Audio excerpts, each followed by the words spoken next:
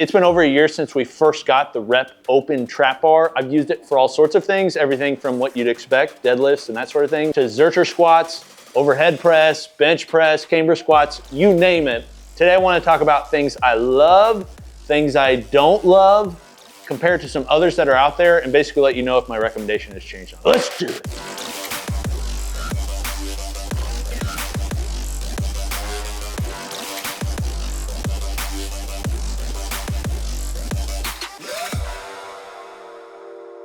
Hey guys, it's Coop from Garage and Reviews. Today I'm reviewing the Rep Open Trap Bar. We did a review. It'll probably be a more in-depth review, the older one. This one is really just speaking what I think about it after a year, what I don't like, and there are some things significantly that I don't like, and also some things that I love, because honestly, there's a lot of things I love. Now, this is a trap bar that's really designed to do all the things. Basically, this was a late entrant into the open trap bar space, which has a lot of positives for the company designing it, because they can see the things that work on other bars and things that don't work. This one has pretty much all the things. Removable handles, quick change handles, camber bar functionality, built-in jack stand, long chromed ends, all sorts of things. I've been able to use it in my day-to-day training. This is one that I actually use. There's actually quite a few different trap bars that I like most, but this is definitely one of them, and probably not for the reason that a lot of people think. So let me get into the things that I love. And the first thing that I love about this bar is one that honestly I didn't really expect to love this so much, but I love the camber function. I think honestly, for a trap bar, this isn't necessarily the best thing to say, but the camber function is the best part of this bar. The camber function on this is actually designed, I think, after a bar called the Bowley bar. It's basically a camber bar that was popularized and made for Westside Barbell and Louis Simmons. Basically, it looks like bull horns, but there's a couple problems with that bar that make this one superior for camber squats and other camber functions. Number one is the fact that that bar only works on monoliths. So you can only use it on a monolith. So that basically takes out every home gym owner ever, except for Jim Wendler, because he has a monolith in his garage. But pretty much everybody else, nobody has a monolith. So you can't use it on a rack. Also, that one is $700, not including shipping, and it is massive. The amount of shipping it costs is ridiculous. This one does all the stuff that that camber bar does, but it can be used on a rack. Not only that, they knurled the center portion so it can sit on your back. It's a 50mm pipe, so it's bigger than a lot of other camber bars that are out there, which means it feels a little bit more comfortable. The knurling though helps it to stick, where most camber bars have no knurling. It's just a very comfortable bar. Also, if you've never used a camber bar, it just feels a little bit more comfortable on your shoulders. Also places the load straight down, so it's just a little bit different load than what you normally use with a straight bar. Generally, I love it. I love it for bench, I love it for squats, you name it. Honestly, like that's my favorite feature of this. In fact, that's the reason I use it, is because I'm using it not just for trap bars, I'm using it mainly for camber bar stuff. One of those reasons I use it mainly for that, not for the other, is one of the reasons I don't like it, which I'll talk about in a little bit. Then the built-in jack. There's a lot of trap bars that are out there now. Most of the open trap bars that are on the market today do have an open jack built in. This one I will say is one of the better jacks that's on the market. Reason being is it's actually using UHMW plastic to protect both the metal on the trap bar as well as the floor. One of my favorite trap bars that is on the market is the Kabuki trap bar. Basically, that one is very nice. It also has a jack stand. One of the differences though, that one is metal and has like these teeth which dig into the rubber. That's nice if you're using it on rubber, but if for some reason you're using that on, say, a wooden platform, you go to jack it up, basically you're gonna grind into that wooden platform. Not something a lot of people like. This one, however, is using UHMW plastic, so basically the powder coat's gonna be protected, as is the floor. Also, it's basically rounded off enough that it's comfortable to use, and thanks to that knurling that is on the crossbar, it also gives you a place to grip. Honestly, I like the jack feature so much on these trap bars that really when I'm doing deadlifts, even if I'm not changing weight, there's just something nice about being able to pull it back and just set it so it doesn't move around. So a lot of times I'll do my set, pull it back, set it up, and it's ready to go. But that also allows it, and there's another thing I like about it, allows it to have a good storage. Because it can stand up and stay out of the way for home gyms, if you're not placing this, say, in an upright bar holder, you can actually just leave it standing up against the wall, behind other equipment, or behind benches, things like that, so that it's out of the way.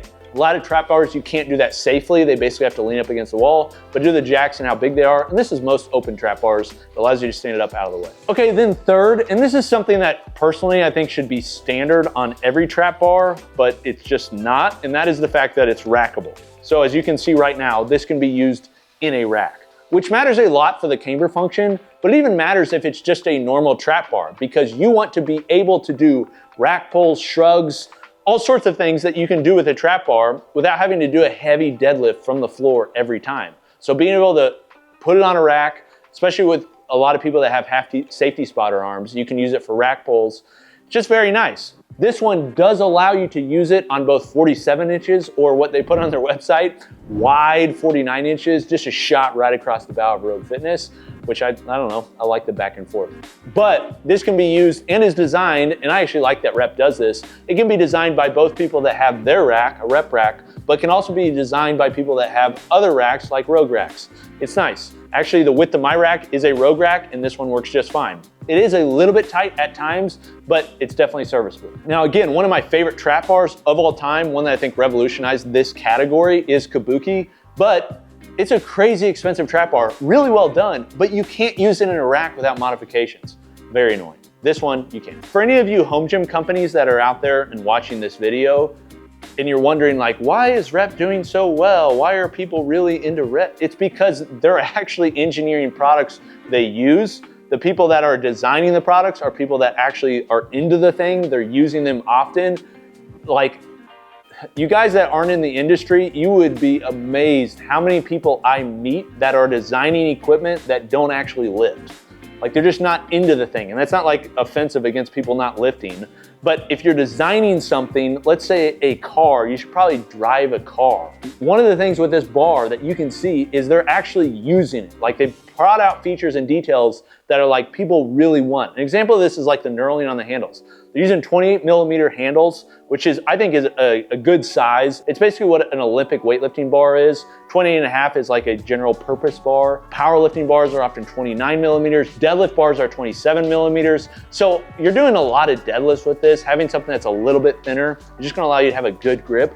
But they're also making it an aggressive knurl. It's a very good feeling knurl. It's not overly aggressive. I did see some comments from people that are saying it's a little too aggressive for them. And I would say there are people out there that this would just feel like, you know, like if you wear gloves when you lift, like it's probably just gonna feel too aggressive for what you're used to. But for most home gym owners that are deadlifting with heavy, aggressively knurled deadlift bars and power bars, you're gonna really like the knurl on this. They're also stainless handles, so they're not gonna have corrosion. We've had ours for over a year. It has no corrosion. This has lived in multiple garage gyms. Also within this, our warehouse space, which the doors are always open. There's constantly air flowing through. We haven't seen any rust on the handles, but also they put a knurl mark in the middle so you can easily line up your hands. That's something that a lot of trap bars don't have. They have longer handles, and then you basically have to figure out where the weighting is so it doesn't tip over. This one does that just fine. Also, there's 3 different width options for the handles. Originally, they sent the wide handles, which everybody was upset about. Thankfully, they fixed that issues and basically said